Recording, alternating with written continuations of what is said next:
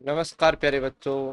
मैं सोनू चौधरी एक बार फिर से आप सभी का द मैथ पैटर्न्स में स्वागत करता हूं।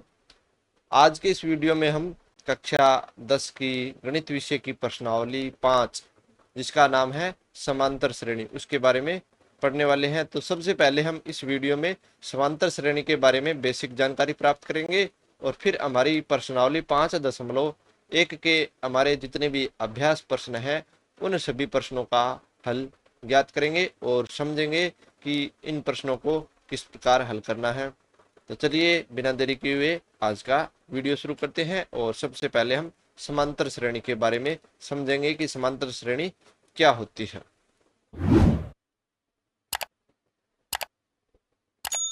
तो आपकी स्क्रीन पर संख्याओं की सूची दिखाई दे रही है। ये 5 सूचियां दिखाई दे रही है। जैसे पहली सूची है 1 2 3 4 लगातार आगे बढ़ रही है। दूसरी सूची है 100 70 40 10 और ये भी आगे लगातार बढ़ रही है। उससे अगली सूची है -3 -2 -1 0। ये सूची भी लगातार आगे बढ़ रही है। फिर अगली सूची है 3 3 3 3 और ये भी लगातार बढ़ रही है। फिर अगली सूची है -1, फिर अगला पद -1.5, उससे अगला पद -2, फिर उससे अगला पद -2.5। इस तरह से लगातार आगे बढ़ रहा है। तो जब आप इन सूचियों को गौर से देखोगे तो आपको क्या दिखाई दे रहा है। तो आपको एक अनुक्रम दिखाई पड़ रहा होगा। जैसे ये 1 है, ये 2 3 4, यानी पिछले पद में हम क्या जोड़ रहे हैं, एक निश्चित संख्या 1 जोड़ रहे हैं, तो हमारा अगला पद आ रहा है। अब इसमें एक और जोड़ेंगे तो कितना आएगा 5। फिर 5 में एक और जोड़ेंगे कितना आएगा 6। यानी हम यहाँ पर हर एक पिछली संख्या में एक जोड़कर अगला पद प्राप्त करें। इस सूची को देखिए, 100 में से 30 घटाएंगे तो 70 आएगा। 70 में से 30 घटाएंगे तो 40 आएगा। 40 में से 30 घटाएंगे तो 10 आएगा और फिर इसमें से 30 घटाएंगे -20 आएगा। यानी यहाँ पर क्या कर रहे हैं, हम 30 घटा रहे हैं तब हमारा अगला पद आ रहा है। जब हमें पिछले पद में 30 घटाएंगे तो हमारा अगला पद आएगा। तो 70 में 30 घटाए 40, यानी ये पिछला पद हो गया, ये अगला पद हो गया। फिर इस पद में से 30 घटाएंगे तो हमारा अगला पद आएगा।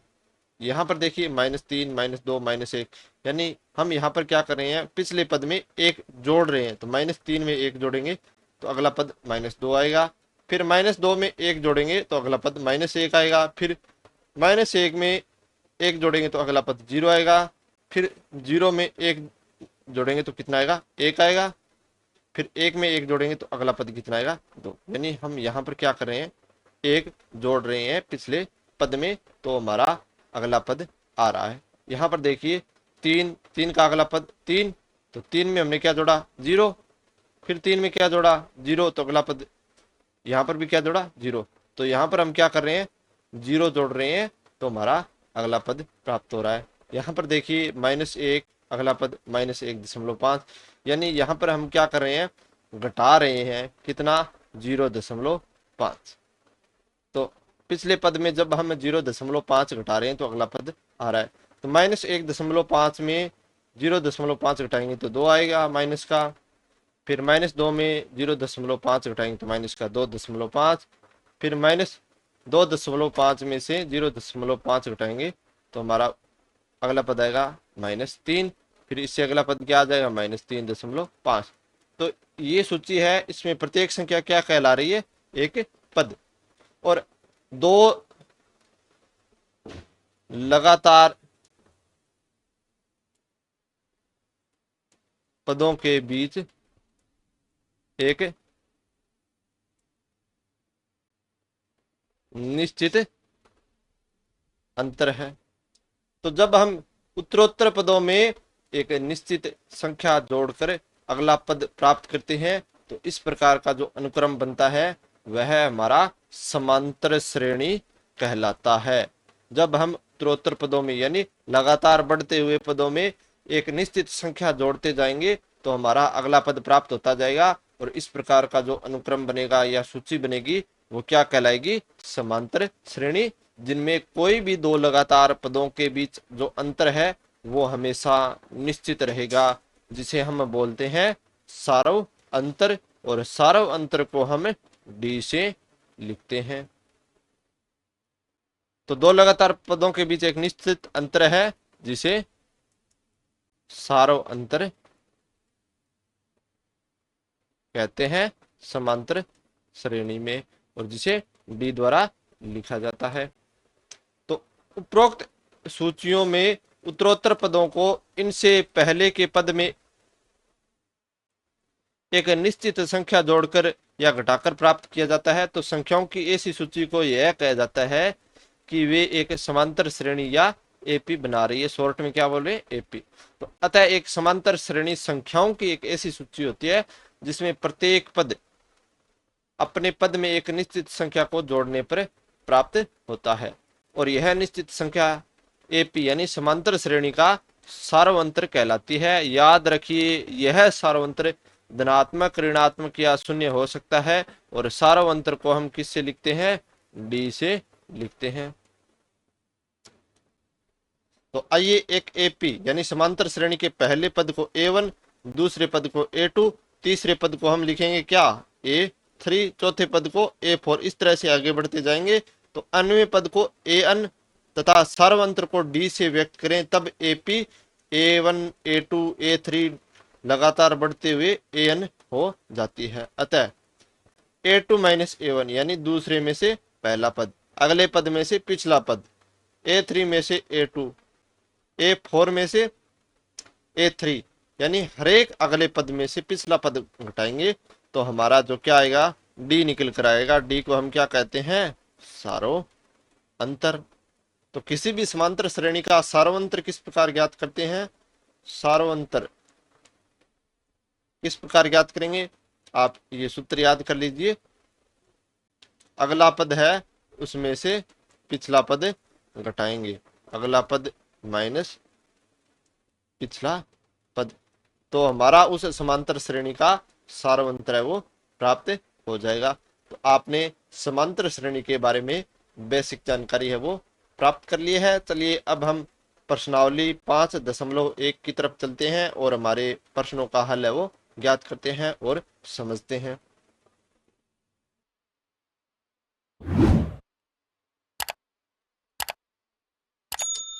तो हमारी प्रश्नावली 5.1 का पहला प्रश्न क्या है कि निम्नलिखित स्थितियों में से किन स्थितियों में संख्याओं की सूची एपी है, यानी समांतर श्रेणी है, और क्यों है तो क्यों है। तो इसका पहला प्रश्न है, प्रत्येक किलोमीटर के बाद टैक्सी का किराया, जबकि प्रथम किलोमीटर के लिए किराया 15 रुपए और प्रत्येक अतिरिक्त किलोमीटर के लिए किराया 8 रुपए है। तो इसका चलिए हल ज्ञात करते हैं। तो देखिए प्रथम किलोमीटर के लिए किराया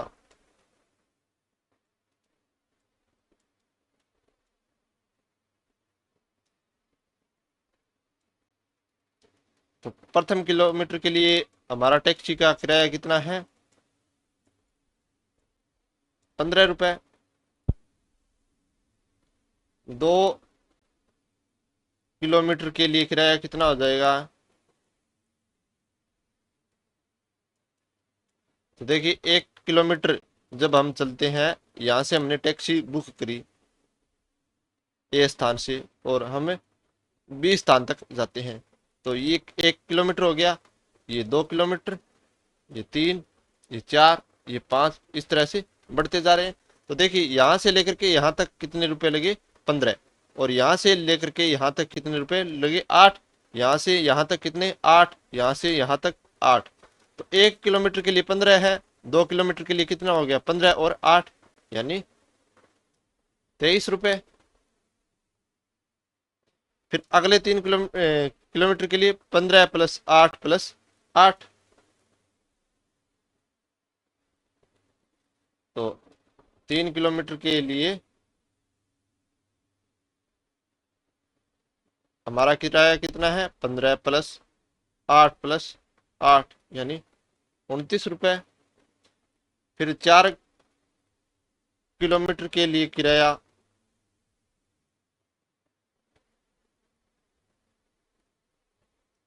15 प्लस 8 प्लस 8 प्लस 8 यानी 37 रुपए। तो हमारी जो सूची बनी वो क्या बनी, 15, 23,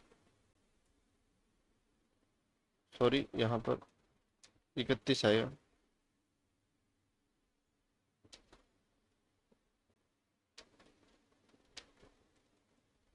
और यहाँ पर 39, इस तरह से बढ़ती जाएगी।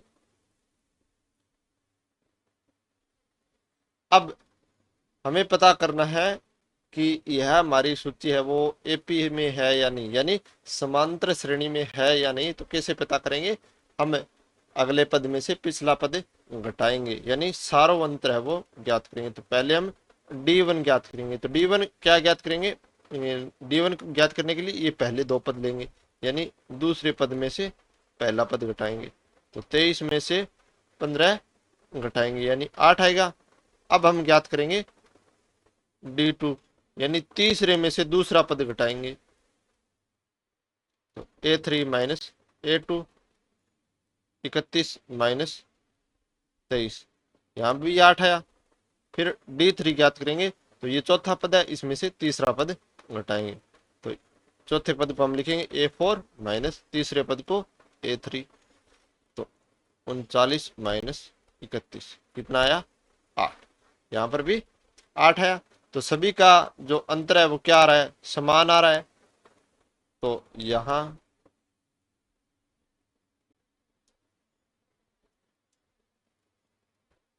सारा अंतर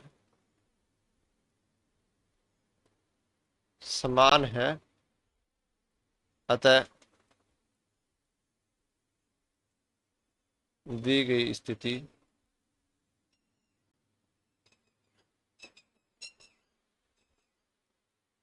एपी में है। चलिए आगे बढ़ते हैं और दूसरा प्रश्न देखते हैं। दूसरा प्रश्न क्या है, किसी बेलन में उपस्थित हवा की मात्रा जबकि वायु निकालने वाला पंप प्रत्येक बार बेलन की शेष हवा का 1/4 भाग बाहर निकाल देता है। तो बेलन में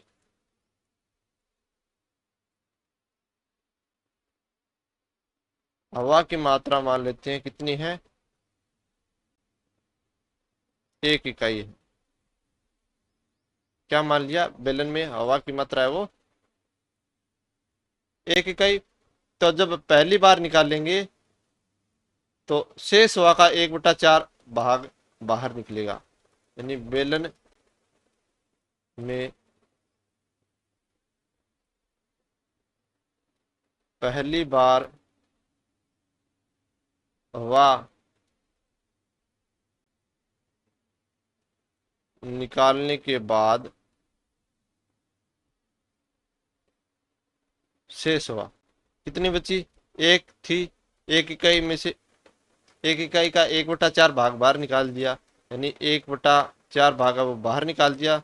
तो 1 में से 1/4 घटाएंगे, यानी 3/4 इकाई है वो शेष रहा। अब इस 3/4 इकाई का 1/4 भाग जो है वो बाहर निकाला जाता है। 3/4 का 1/4 भाग है वो बाहर निकाला जाता है। तो 3 4 चौके 16, यानी 3/16 इकाई बाहर निकाला जाता है। तो शेष हवा कितनी रहेगी, तो बेलन में दूसरी बार हवा निकालने के बाद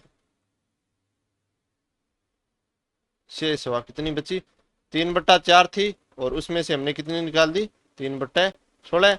घटाव करेंगे तो ले से लिया 16, 4 का भाग 16 में दिया 4 बार और 3 से गुणा किया, 4 थी 12 और 3 का 3, यानी 9/16 इकाई। तो यहाँ पर हमारी सूची क्या आई, सूची 1, 3/4, 9/16, इस तरह से आगे बढ़ती जाएगी। तो अब हम यहाँ पर क्या निकाल लेते हैं, सारांतर निकाल लेते हैं D1, यानी दूसरे में से पहला पद घटाएंगे। तो D1 बराबर A2 माइनस A1, 3/4 माइनस 1, घटाव किया तो लैसे लिया 4, 3 का 3, 4 एकम 4, तो 3 माइनस 4 यानी माइनस 1/4 आया। अब D2 निकालेंगे, यानी दूसरे पद में से तीसरे पद में से दूसरा पद है वो घटाएंगे A3 माइनस A2। तो A3 कितना है 9/16 माइनस 3/4। यहाँ पर हमने लैसे लिया जो कितना आया 16। तो 9 का 9 16 किस किस का आया 16 का, और 4 का लैसे 16 आया।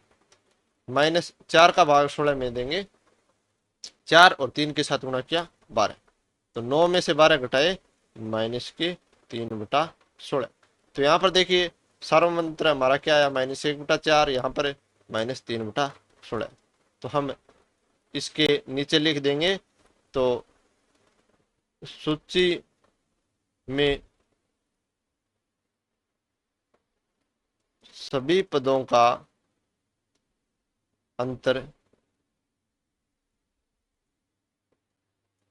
अलग अलग आ रहा है।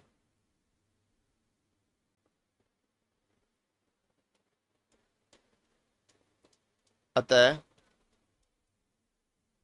दी गई स्थिति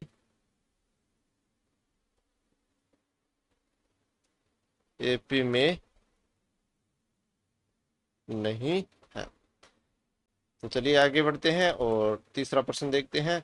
प्रत्येक मीटर की खुदाई के बाद एक कुआं खोदने में आई लागत, जबकि प्रथम मीटर खुदाई की लागत 150 रुपए है और बाद में प्रत्येक मीटर खुदाई की लागत 50 रुपए बढ़ती जाती है। तो देखिए 1 मीटर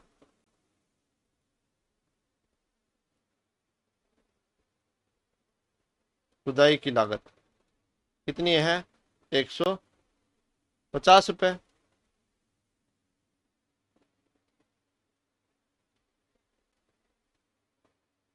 2 मीटर खुदाई की लागत 150 प्लस 50, यानी पहले आप जब मीटर ये हम इस प्रकार से कुआं खोद रहे हैं, तो जब हमने यहां से लेकर के यहां तक यानी 1 मीटर खोदा, तो उसका जो लागत आया वो कितना आया 150। फिर हर मीटर पर कितनी लागत आ रही है 50 50 50, इस तरह से नीचे की तरफ बढ़ते जाएंगे। तो 1 मीटर खुदाई की लागत 150 रुपए, 2 मीटर खुदाई की लागत 200 रुपए, 150 में 50 जोड़ दिए। 3 मीटर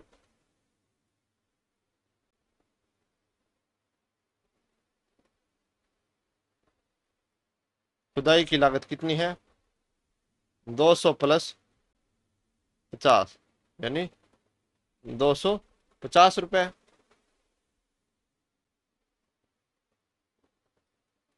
4 मीटर खुदाई की लागत 250 प्लस 50, यानी 300 रुपए। तो हमारी जो सूची बनकर आई वो क्या आई 150, 200, 250, 300, इस तरह से लगातार बढ़ती जा रही है। तो हमारा अब हम इसे सूची का सारांतर निकालेंगे, यानी दूसरे में से पहला पद घटाएंगे। तो A2 माइनस A1, 200 में से 150 गया 50, फिर D2 A3 में से A2, यानी 250 में से हम 200 घटाएंगे, कितना आया 50। D3 पहले इन दो का अंतर, फिर इन दो का अंतर, फिर इन दो का अंतर। A4 माइनस A3, तो 300 माइनस 250 कितना आया 50। तो यहाँ सभी पदों का अंतर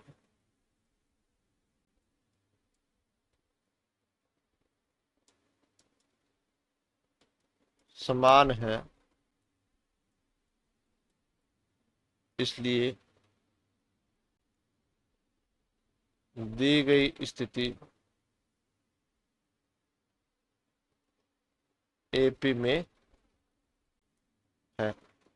चलिए आगे बढ़ते हैं और चौथा प्रश्न देखते हैं।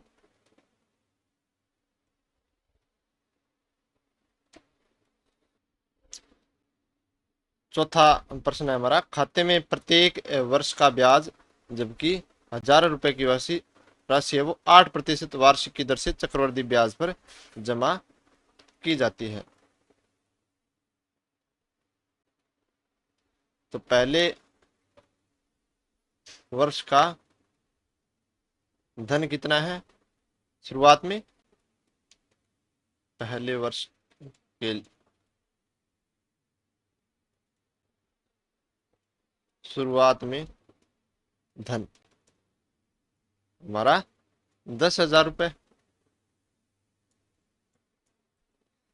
दूसरे वर्ष के शुरुआत में धन कितना होगा?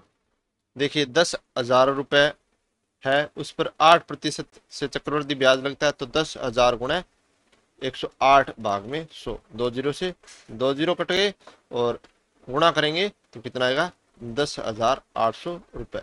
तो एक वर्ष के अंत में 10,800 रुपए हो जाएंगे, जो दूसरे वर्ष के प्रारंभ में आएंगे। अब तीसरे वर्ष के प्रारंभ में कितना आएगा धन? तो तीसरे वर्ष के शुरुआत में धन, तो 10,800 रुपए दूसरे वर्ष के शुरुआत में था और इस पर 8% ब्याज लगा, तो 108 भाग में 100, 20 से 20, 108 को 108 से गुणा किया तो कितना आया? 864 और 108 11,664 रुपए। यानी दूसरे वर्ष के शुरुआत में इतना धन था, ये जो धन है ये दूसरे वर्ष के अंत में था। तो दूसरे वर्ष के अंत में था तो तीसरे वर्ष के प्रारंभ में हो गया। तो हमारी जो सूची बनी वो क्या बनी? 10,000, 10,800, 11,664, इस तरह से आगे बढ़ती जाएगी। तो अब यहाँ पर हम अंतर निकाल लेते हैं।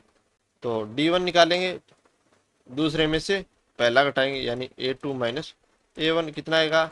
10,800 माइनस 10,000 यानी 800 आया। फिर हम D2 निकालेंगे, यानी तीसरे में से दूसरा घटाएंगे, तो 11,664 माइनस 10,800, तो घटाव किया 6 4, 16 में से 8 गए 6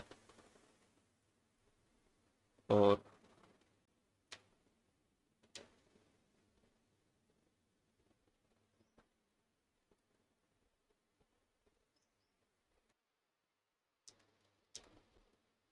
864। तो यहाँ पर देखिए अंतर 800 आया, यहाँ पर अंतर 864 आया। तो लिखेंगे यहाँ अंतर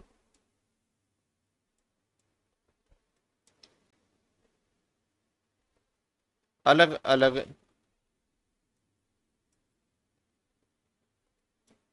प्राप्त हो रहा है, तो अतः दी गई स्थिति एपी में नहीं है। तो प्यारे बच्चों, इस प्रकार हमने प्रश्न संख्या 1 के चारों भागों का हल वो ज्ञात कर लिया। उम्मीद है आपको सभी भागों का हल अच्छे से समझ में आ गया होगा। चलिए अब हमारे दूसरे प्रश्न की तरफ हम बढ़ते हैं। दूसरा प्रश्न हमारा क्या है कि दी गई एपी के प्रथम 4 पद लिखने हैं, जबकि हमें प्रथम पद ए दे रखा है और सार्वंतर डी दे रखा है, निम्नलिखित है। तो ये हमारा प्रथम पद ए है, कितना? 10। तो हमें पहले 4 पद देने हैं, तो पहला पद हमें दे ही रखा है, यानी A1 बराबर ए कितना है? 10। अब हमें दूसरा पद ज्ञात करना है A2। तो ये कैसे ज्ञात होगा? पिछले पद में से डी जोड़कर। पिछला पद क्या है? A1, तो A1 में क्या जोड़ेंगे? डी, यानी 10 में कितना जोड़ेंगे? डी का मान हमें कितना दे रखा है? 10। तो 10 और 10 जुड़कर कितने हो गए? 20। फिर हमें तीसरा पद लिखना है, तो A3 लिखेंगे। तो A3 कैसे ज्ञात करते हैं? पिछले पद में डी जोड़कर। तो जैसे मैंने आपको वीडियो के प्रारंभ में बताया था कि समांतर श्रेणी में क्या होता है कि पिछले पद में हम एक निश्चित संख्या जोड़ते हैं तो हमें अगला पद है वो प्राप्त होता है। तो यहाँ पर हमारा पिछला पद ये है A2 में एक निश्चित संख्या डी जोड़ रहे हैं तो हमारा तीसरा पद आएगा। तो 20 में हम कितना जोड़ेंगे, 10 जोड़ेंगे। तो तीसरा पद कितना आया, 30। अब हम चौथा पद ज्ञात करेंगे। तो चौथा पद ज्ञात करना है तो तीसरे पद में क्या जोड़ेंगे, डी, यानी 30 में हमने जोड़ दिया 10, कितना आया, 40। तो एपी के हमारे पहले चार पद क्या हैं, 10, 20, 30 और 40। चलिए दूसरा प्रश्न, ए का मान कितना है, -2 और डी का मान 0। ए का मान है वो -2 और डी का मान 0। तो पहला पद हमारा क्या है, हमें दे रखा है -2। दूसरा पद, तो दूसरा पद हम पहले पद में एक निश्चित संख्या डी जोड़कर प्राप्त करेंगे। तो -2 + 0 कितना आया, -2। तीसरा पद हम कैसे ज्ञात करेंगे, पिछले पद दूसरे पद में, ये दूसरा पद हो गया और ये हमने एक निश्चित संख्या डी जोड़ दी, तो यानी -2 में हम जोड़ेंगे 0, कितना आया, -2। फिर चौथा पद ज्ञात करना है A4, तो हम तीसरे पद A3 में डी जोड़ेंगे, तो -2 + 0 कितना आया, -2। तो इस प्रकार इस एपी के चारों पद क्या हैं, वो है -2, -2, -2, -2।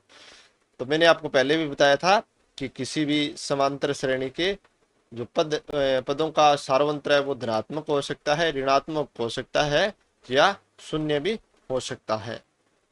तो इस प्रकार इस श्रेणी का सार्वंत्र कितना है, शून्य है। तो सभी पद बराबर बराबर आएंगे। चलिए तीसरा प्रश्न, तीसरे प्रश्न में हमें ए का मान दे रखा है वो 4 और डी का मान कितना दे रखा है, -3। तो हमारा A1 कितना आएगा, यानी पहला पद कितना है, 4। दूसरा पद कितना है, पहले पद A1 में हम जोड़ेंगे D, यानी 4 में हमने जोड़ा -3।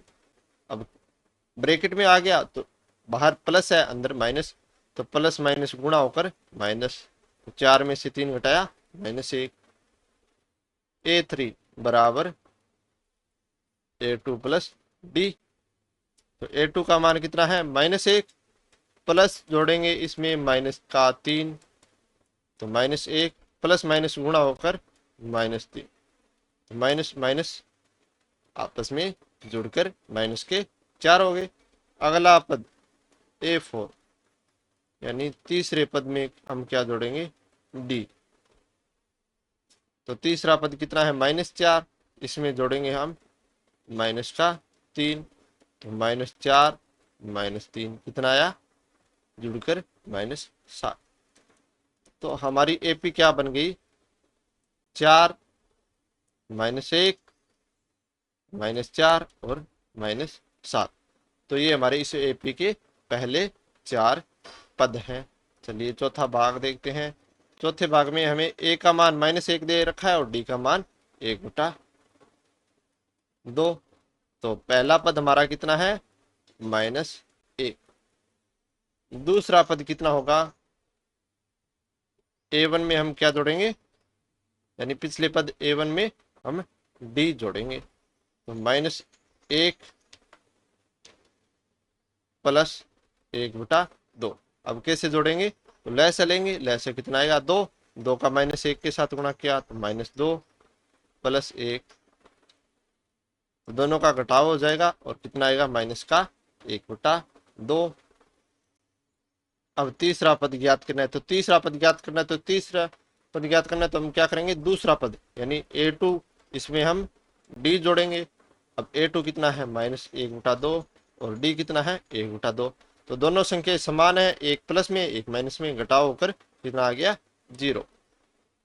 तो चौथा पद तीसरे पद में D जोड़कर, तीसरा पद 0, इसमें हम जोड़ेंगे 1/2, तो कितना आया, 1/2। तो एपी के जो पहले 4 पद आए वो हमारे पास क्या है, -1, -1/2, 0 और 1/2। तो इस प्रकार हमने दूसरे प्रश्न के 4 भाग है वो हल कर लिए। अब पांचवा भाग देखते हैं। पांचवें भाग में हमारे पास क्या है, ए का मान -1.25 और डी का मान -0.25। तो हमारा पहला पद क्या हो जाएगा, -1.25, दूसरा पद क्या हो जाएगा, A1 प्लस डी, यानी पहले पद में हमने जोड़ दिया डी। तो -1.25 और इसमें जोड़ेंगे माइनस का 0.25, यानी -1.25 -0.25, तो कितना आ गया, माइनस का 1.50। अब तीसरा पद ज्ञात करना है, तो दूसरे पद में हम जोड़ेंगे डी। तो -1.50 और इसमें जोड़ेंगे माइनस का 0.25, तो -1.50 प्लस माइनस गुणा होकर -0.25, और दोनों जुड़कर हो गए -1.75। अब चौथा पद, तीसरे पद में हम क्या जोड़ेंगे, डी। तीसरा पद कितना है, -1.75 और इसमें जोड़ेंगे -0.25, तो -1.75 -0.25, और दोनों संख्या जुड़कर कितनी होगी, -2.00। तो हमारी एपी क्या आई, -1.25 -1.50 -1.75 और -2.00। तो ये हमारे उस एपी के पहले 4 पद हैं। तो इस प्रकार हमने प्रश्न संख्या 2 के 5 भागों का हल है वो ज्ञात कर लिया। चलिए अब हम तीसरे प्रश्न की तरफ बढ़ते हैं और तीसरे प्रश्न के चारों भागों का हल ज्ञात करते हैं। तो निम्नलिखित में से प्रत्येक एपी के लिए प्रथम पद तथा सार्वंतर लिखिए।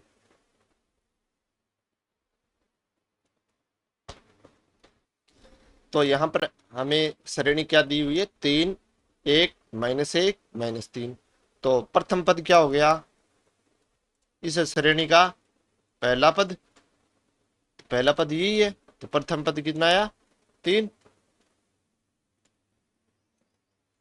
और सार्वंतर, सार्वंतर कितना आएगा, दूसरे में से पहला पद घटा देंगे, तो 1 में से 3 घटा दिया, कितना आया, माइनस का 2।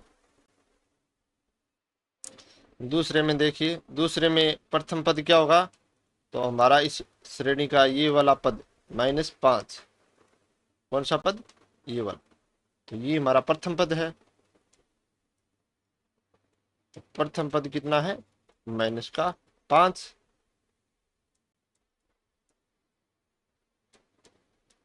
सार्वंतर, अगले पद में से पिछला पद घटाना होता है, तो अगला पद -1 है, इसमें से पिछला पद घटाएंगे -5, यानी -1 माइनस ब्रैकेट में माइनस का 5।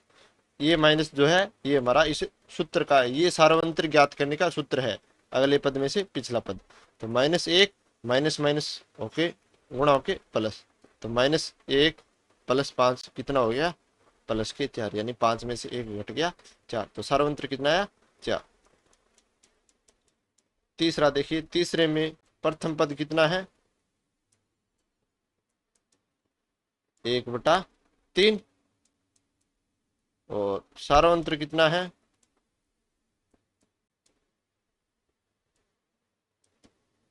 अगले पद में से पिछला पद घटाएंगे, यानी A2 में से क्या करेंगे, A1 घटाएंगे, तो 5/9 माइनस 1/3, 5/9 A2 का मान और 1/3 A1 का मान। चलिए घटाव करते हैं, 9 और 3 का लैस है 9, तो 5 का 5 आ जाएगा क्योंकि नीचे 9 है। अब 3 का भाग 9 में देंगे 3, और इसका 1 के साथ गुणा किया 3, तो 5 में से 3 गए 2, यानी 2/9। तो इस जो एपी का सार्वंतर कितना आया, 2/9। चलिए चौथा देखते हैं। तो चौथे प्रश्न में हमारे पास प्रथम पद क्या है, 0.6, तो ये हमारा प्रथम पद है। अब सार्वंतर कितना आएगा, A2 में से A1 घटाएंगे, यानी 1.7 में से घटाएंगे 0.6, तो कितना आएगा, 1.1। तो यही इस श्रेणी का सार्वंतर है। तो हमारा चौथा प्रश्न क्या है कि निम्नलिखित में से कौन कौन एपी है। यदि कोई एपी है तो इसका सारांतर ज्ञात कीजिए और इसके तीन और पद लिखने हैं। तो हमारा चौथे प्रश्न का पहला भाग है 2, 4, 8, 16। तो एपी चेक करने के लिए हमें क्या करना होगा, अगले पद में से पिछला पद घटाकर देखना होगा। तो यहाँ पर हम तीन सार्वंतर निकालेंगे क्योंकि हमें चार पद दिए हुए हैं और देखेंगे कि सभी का सार्वंतर समान आ रहा है क्या नहीं। तो D1 निकालेंगे यानी चार में से क्या करेंगे, दो घटाएंगे, कितना आया, दो। फिर D2 निकालेंगे यानी आठ में से क्या करेंगे, चार घटाएंगे, कितना आया, चार। फिर D3 निकालेंगे, 16 में से आठ घटाया, आठ। तो सभी का सार्वंतर अलग अलग आ रहा है। तो यह है सूची सार्वंतर या अंतर इस सूची में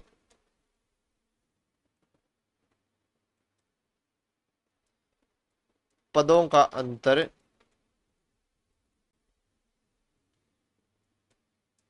असमान होने के कारण एपी में नहीं है। चलिए दूसरा भाग देखते हैं। पहला पद दो, अगला भाग पद 5/2, अगला पद 3 और उससे अगला पद 7/2।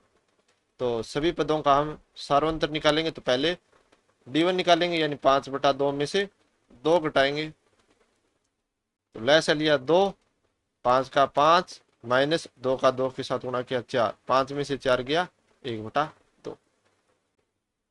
D2 तीन में से घटाएंगे 5/2, लैस लिया दो, दो का तीन के साथ गुणा किया 6 माइनस 5, 1/2। D3 7/2 में से क्या करेंगे, तीन घटाएंगे तो दो का दो, लैस दो आएगा और दो का तीन के साथ गुणा किया 6, सात में से 6 गया 1/2। देखिए सार्वंतर यहाँ अंतर समान है, इसलिए यह सूची एपी में है और इसका सार्वंतर कितना है, इसका सार्वंतर है वो 1/2। अब अगला पद तीन पद और निकालने हैं। तो हमें 1, 2, 3, 4 पद दिए हुए हैं यानी हमें निकालना है A5 पांचवा पद। तो चौथे पद में जोड़ेंगे D। चौथा पद कितना है, 7/2 और D कितना है 1/2। तो 7/2 और 1/2 का लैस लिया दो, 7 + 1 यानी 8/2, कितना आया, 4। फिर अगला पद छठा पद पांचवें पद A5 में D जोड़ेंगे यानी 4 + 1/2। तो लैस है कितना आया, दो, दो का चार के साथ गुणा किया 8 + 1 यानी 9/2। फिर अगला पद सातवां पद निकालेंगे। तो A6 में हम जोड़ेंगे D। A6 कितना है, 9/2 और प्लस D कितना है 1/2। नीचे लैस लिया दो, 9 + 1 कितना आया 10/2 यानी 5। तो अतः अगले तीन पद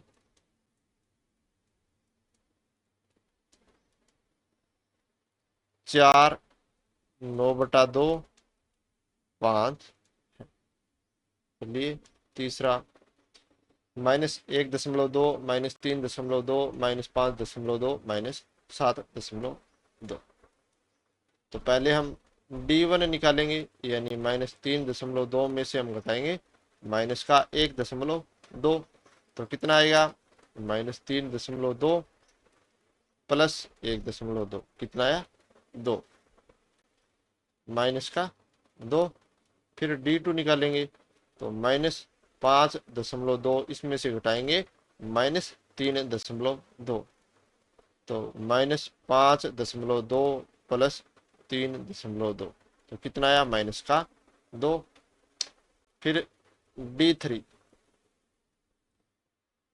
-7.2 में से घटाएंगे, इसमें से ये वाला पद घटाएंगे तो -5.2। तो -7.2 प्लस 5.2 कितना आया? माइनस का 2। तो यहाँ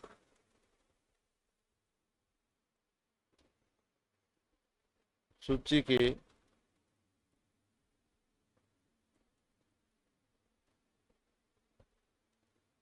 सभी पदों का अंतर समान है, इसलिए यह एपी है। और इस एपी का सार्वंत्र कितना आया? सार्वंत्र आया वो -2। अब हमें अगले 3 पद ज्ञात करने हैं, यानी A5 ज्ञात करना है। तो A4 में हम जोड़ेंगे D। A4 कितना है? -7.2। और इसमें हम जोड़ रहे हैं माइनस का 2। तो -7.2 -2 कितना आया? -9.2। A6 यानी 5वें पद में हम जोड़ेंगे D। तो -9.2 में हम जोड़ेंगे माइनस का 2। तो -9.2 -2 कितना आया? -11.2। अगला पद A7 यानी छठे पद में हम जोड़ेंगे D। तो -11.2 में हम जोड़ रहे हैं माइनस का 2। तो -11.2 -2 कितना आया? -13.2। तो इस प्रकार हमने अगले 3 पद ज्ञात कर लिए। तो अतः अगले 3 पद क्या क्या है? -9.2 -11.2 और -13.2। चलिए चौथा प्रश्न।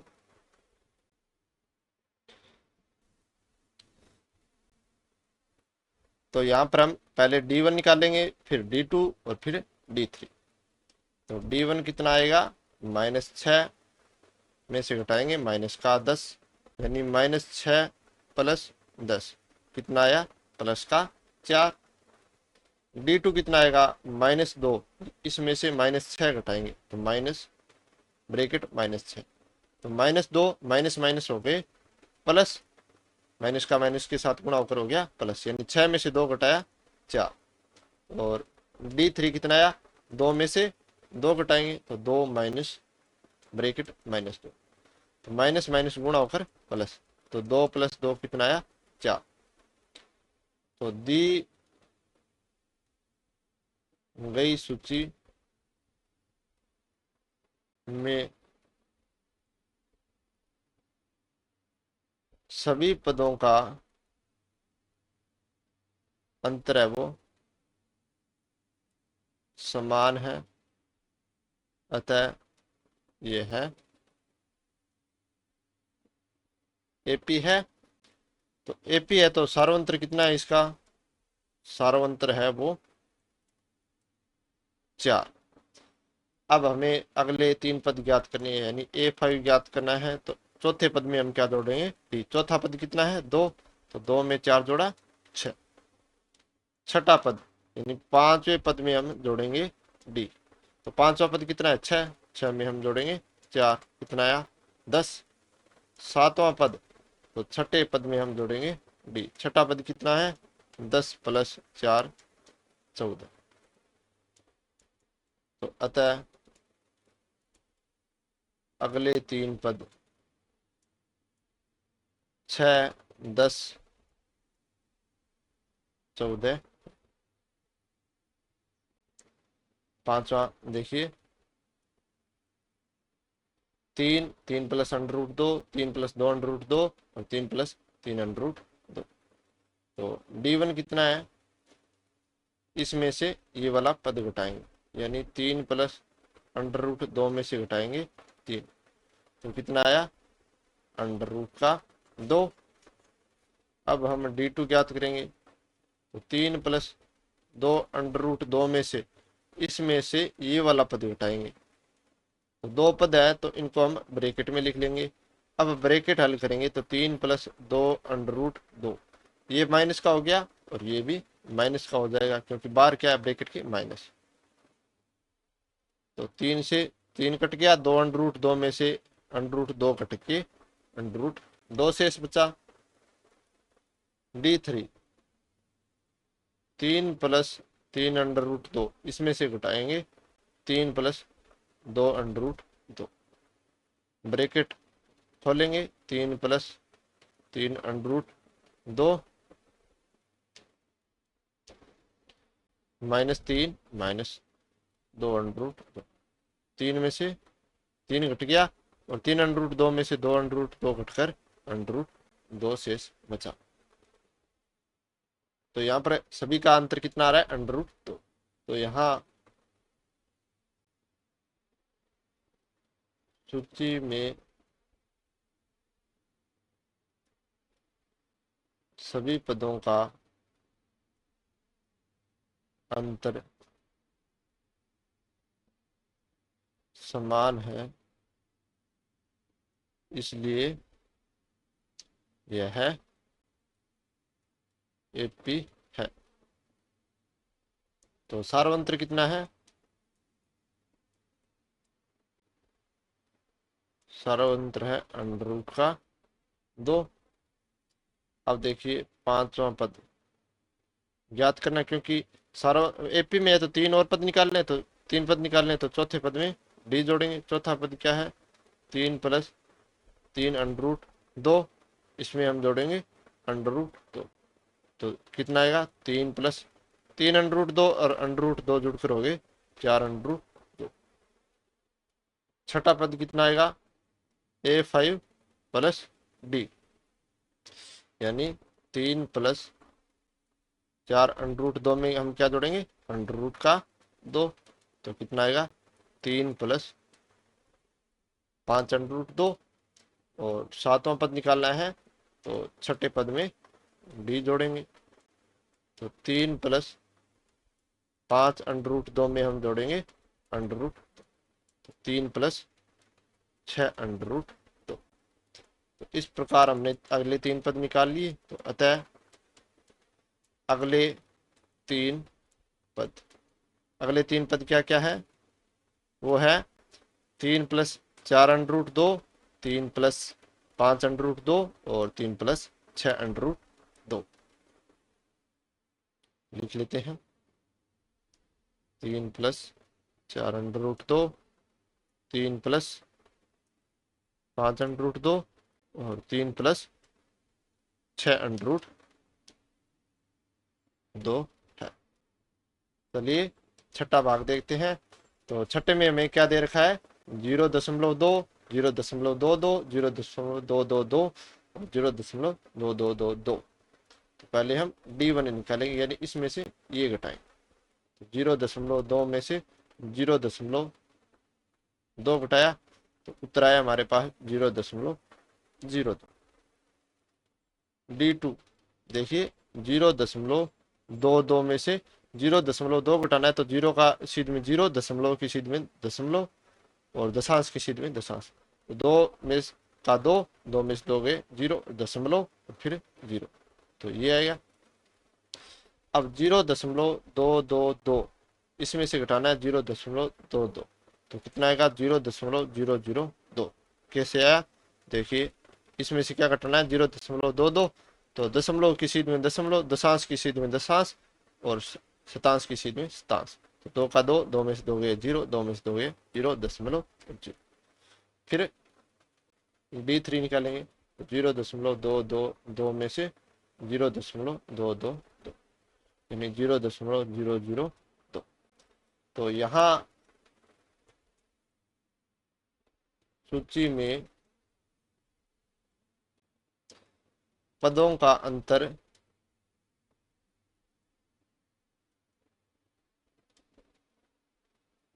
अलग अलग है, अतः यह है एपी नहीं है। सातवां देखते हैं। सातवें में हमें क्या दे रखा है, 0 -4 -8 -12। तो D1 कितना आएगा, -4 में से 0 गए, -4। D2 कितना आएगा, -8 में से घटाओ क्या, -4, यानी -8, माइनस माइनस गुणा होकर प्लस, कितना आएगा, -4। D3 कितना आएगा, -12 में से -8, यानी -12, माइनस माइनस गुणा होकर प्लस, तो कितना आएगा, -4। तो सभी का अंतर है वो बराबर आ रहा है। तो सूची के सभी पदों का अंतर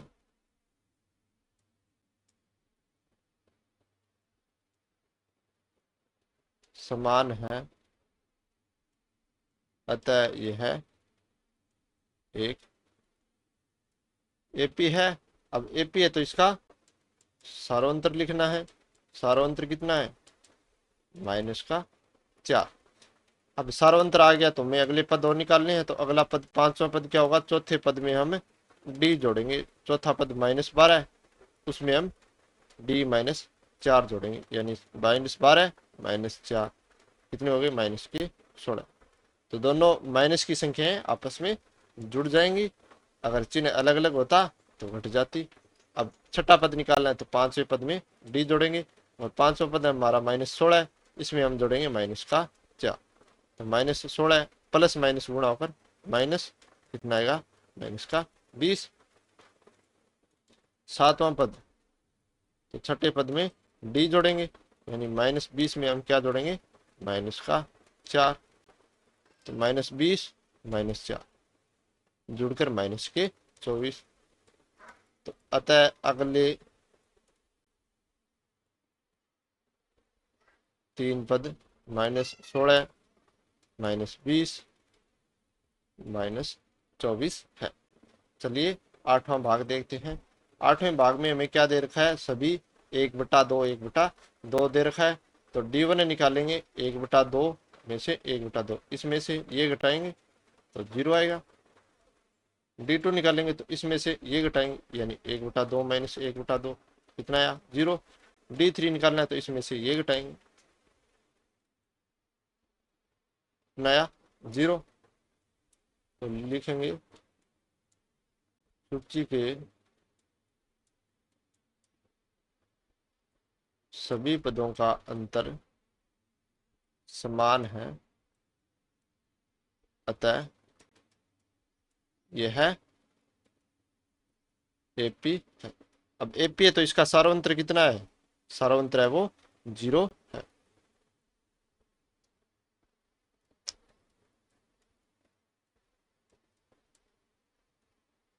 सार्वंत्र कितना है, 0।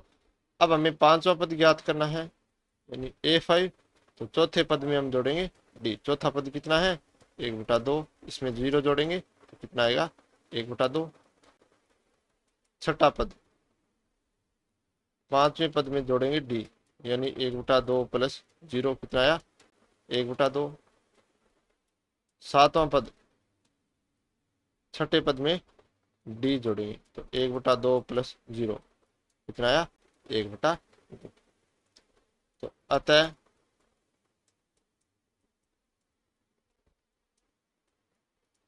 अगले तीन पद 1/2 1/2 1/2 है। चलिए नौवां देखते हैं। नौवे में हमें क्या दे रखा है, 1 3 9 27। तो D1 निकालेंगे, D1 कितना आएगा, 3 में से 1 घटाएंगे, कितना आया, 2।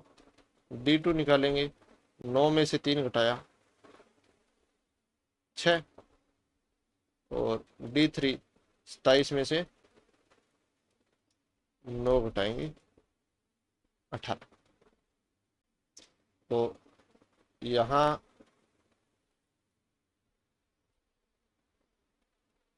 सूची के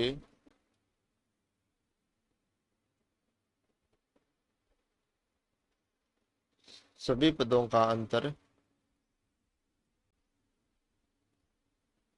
अलग अलग है, इसलिए यह एपी नहीं है। 10वां देखिए, ए 2 ए 3 ए 4 ए। तो D1 निकालेंगे, यानी 2 ए में से ए घटाएंगे, कितना आया ए। D2 निकालेंगे, 3 ए में से 2 ए घटाएंगे, कितना आया ए। और D3 निकालेंगे तो 4 ए में से 3 ए घटाएंगे, कितना आया ए। तो सभी में अंतर है वो कितना आ रहा है ए ए, बराबर आ रहा है। तो सूची के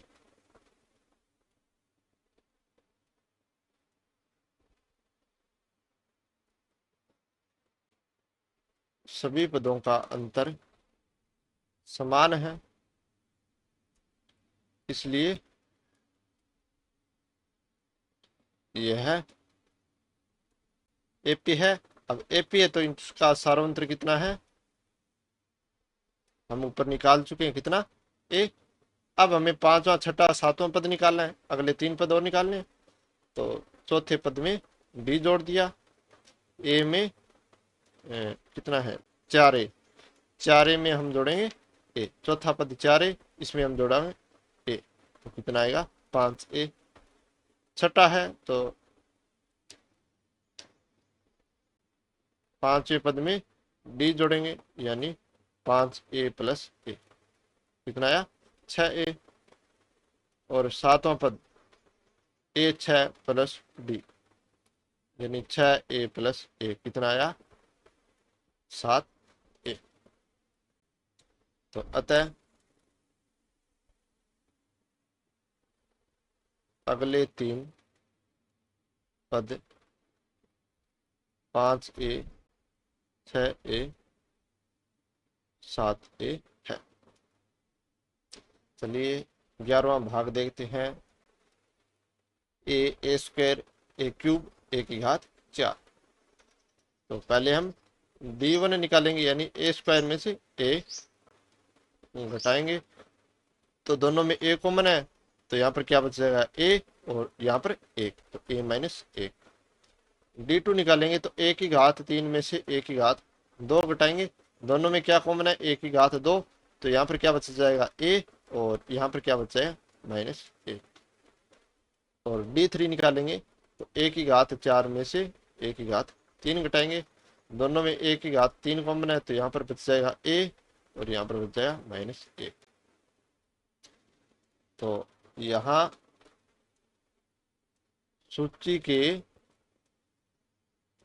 सभी पदों का अंतर, तो ये आप सूची देखिए, इसमें सभी पदों का अंतर अलग अलग है, अलग अलग है, इसलिए यह एपी नहीं है। चलिए 12वां देखते हैं,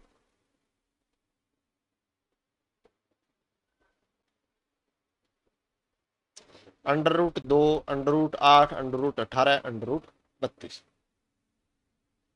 देखिए D1 निकालेंगे, √8 में से √2 घटाएंगे, √8 क्या होता है 2 √2, और इसमें से √2 घटाएंगे तो कितना आएगा √2, क्योंकि 8 के गुणनखंड क्या होते हैं अभाज्य गुणनखंड, 2 गुणा 2 गुणा 2। D2 तो √18 माइनस √2, तो 18 को हम लिखते हैं 3 √2, और √8 को हम क्या लिखते हैं 2 √2। घटाओ किया कितना आया √2। D3 तो √32 है, इसमें से घटाएंगे √18, तो 32 को हम लिखेंगे 4 √2 माइनस 18 को लिखेंगे 3 √2, तो घटाओ किया √2। अब 32 को मैंने 4 √2 क्यों लिखा, क्योंकि इसके अभाज्य गुणनखंड क्या होते हैं 2 गुणा 2 गुणा 2 गुणा 2 ये होते हैं, और 18 के अभाज्य गुणनखंड होते हैं 3 गुणा 3 गुणा 2। तो जब वर्गमूल का निशान लगता है तो एक जोड़े में से एक संख्या बाहर आ जाती है, तो यहाँ पर 3 का जोड़ा है तो 3 बाहर आ गया और 2 अंदर रह गया।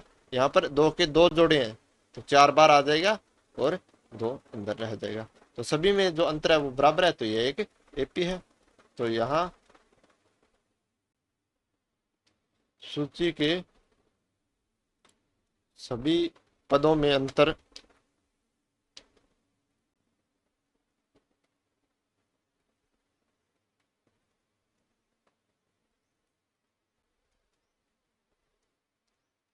समान है, इसलिए यह एपी है। अब पांचवा पद ज्ञात करेंगे।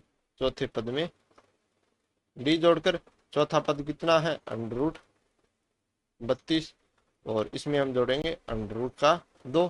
तो अंडर रूट 32 क्या होता है, 4 अंडर रूट 2, और इसमें हम जोड़ेंगे अंडर रूट का 2, यानी 5 अंडर रूट 2। और 5 अंडर रूट 2 क्या होता है, अंडर रूट का 50। अब छठा पद, पांचवें पद में हम जोड़ेंगे डी। पांचवा पद क्या होता है, अंडर रूट 50। अंडर रूट 50, पांचवा पद हमारा अंडर रूट 50 है। अंडर रूट 50 में हम जोड़ेंगे अंडर रूट 2, और 50 को हम क्या लिखते हैं, 5 under root 2 plus under root 2, कितना आया, 6 अंडर रूट 2। तो ये हो गया अंडर रूट का 72, यानी 6 6 36, 36 का 2 के साथ गुणा किया 72, तो अंडर रूट में 72।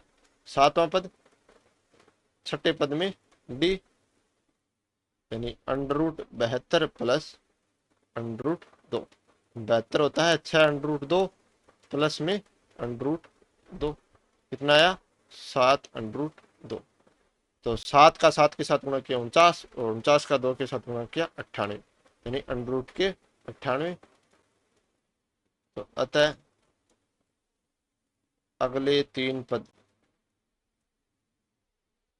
Under root 50, under root 72, under root 98 है।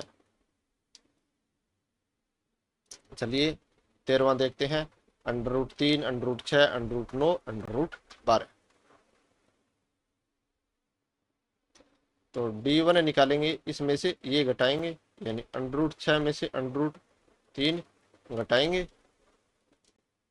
तो देखिए अंडर रूट 6 को हम क्या लिख सकते हैं, 2 गुणा 3 का under root minus under root 3।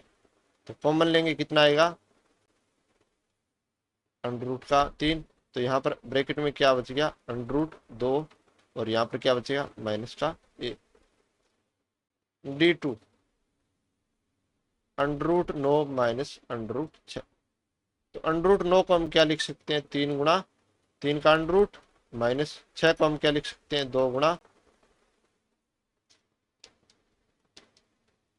3 का अंडर रूट। अब दोनों में अंडर रूट 3 हमने कॉमन ले लिया, तो यहाँ पर क्या बचा, अंडर रूट 3, और यहाँ पर माइनस अंडर रूट 2। तो देखिए अंतर बराबर नहीं आ रहा है। चलिए एक और निकाल कर देख लेते हैं, under root 12 minus under root 9। 12 को हम लिख सकते हैं 4 गुणा 3 का अंडर रूट माइनस 3 गुणा 3 का अंडर रूट। तो यहाँ पर ले लिया अंडर रूट 3, यहाँ पर कितना बच जाएगा, अंडर रूट 4 शेष, और यहाँ पर अंडर रूट 3। तो यहाँ सूची के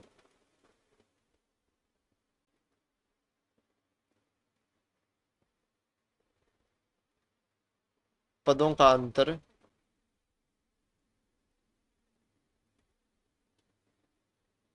अलग अलग है, इसलिए यह एपी नहीं है। चलिए अगला प्रश्न देखते हैं, 1 की घात 2, 3 की घात 2, 5 की घात 2, 7 की घात 2, ये हमें एक सूची दे रखी है, और इस सूची का हमें पता करना है कि एपी है या नहीं। अगर एपी है तो सार्वंतर निकालना है। तो चलिए D1 निकालते हैं, 3 की घात 2 में से 1 की घात 2 घटाएंगे, यानी 3 की घात 2, 9 में से 1 घटाया 8। फिर D2 निकालेंगे, तो 5 की घात 2, इसमें से 3 की घात 2 घटाएंगे, तो 5 की घात होता है 25, और 3 की घात 2 होता है 9, 3 की घात 2 होता है 9, 25 में से 9 घटाए 16। अब D3 निकालेंगे, 7 की घात 2 माइनस 5 की घात 2, 7 की घात 2 होता है 49, यानी 7 का 7 के साथ गुणा करेंगे, और 5 की घात 2 5 का 5 के साथ गुणा करेंगे 25, कितना आया 24। तो अंतर अलग अलग आ रहा है, तो यहाँ सूची के सभी पदों का अंतर अलग अलग है, इसलिए यह एपी नहीं है। चलिए चौथे का लास्ट भाग 15वां देखते हैं। 1 की घात 2 5 की घात 2 7 की घात 2 और 73।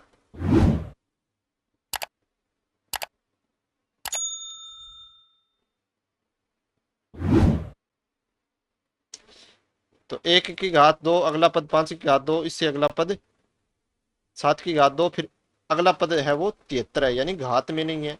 तो चलिए हम सार्वंतर निकाल लेते हैं। D1 5 की घात 2 में से 1 की घात 2 घटाएंगे, यानी 25 में से 1 घटाया 24।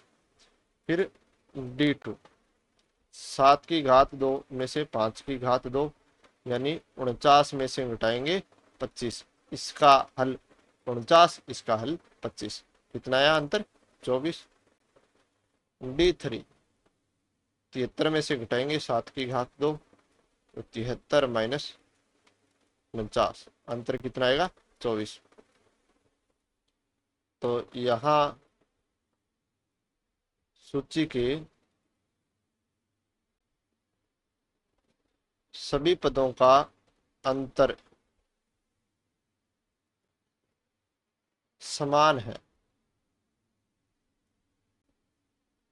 इसलिए यह एपी है।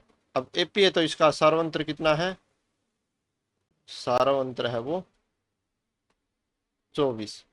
अब हमें अगले 3 पद और निकालने हैं। 5वां पद निकालेंगे चौथे पद में डी जोड़कर। चौथा पद कितना है 73, 73 में जोड़ेंगे 24, तो कितना आएगा 97। फिर छठा पद 5वें पद में जोड़ेंगे डी, यानी 97 में जोड़ेंगे 24, तो कितना आएगा 121, यानी 11 की घात 2।